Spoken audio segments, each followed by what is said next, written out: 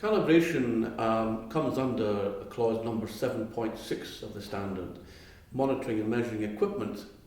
And that's really to ensure that if you're going to use any instruments to measure product conformity specified by your customer, if you're going to measure any of the parameters that are specified by your customer in a requirement, then you'll need to make sure that the instrument has been calibrated against a national standard. Now that means simply comparing a value of the property of the instrument, a reading, against the same reading that would be given by a national standard.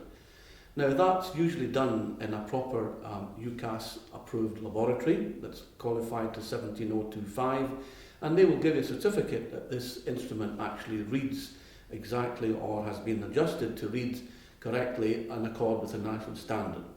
That makes sure that when you measure anything then that's specified by your customer, it meets the exact requirements of the customer specification. And it could be such things as temperature, it could be a measurement like a dimension, it could be the pH of a solution, or it could be the colour of a product. But everything has to be registered or has to agree with what's specified by the customer. One little misnomer that's worth mentioning is people always ask, should I calibrate the instrument, the micrometer used by the engineer who builds tables for a workshop?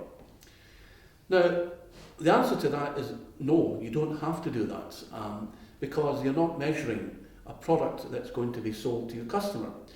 However, as long as you're happy, or the joiner or the mechanical engineer is happy with that process, and the risk you have to watch is that you don't allow that instrument to be used inadvertently by the production department.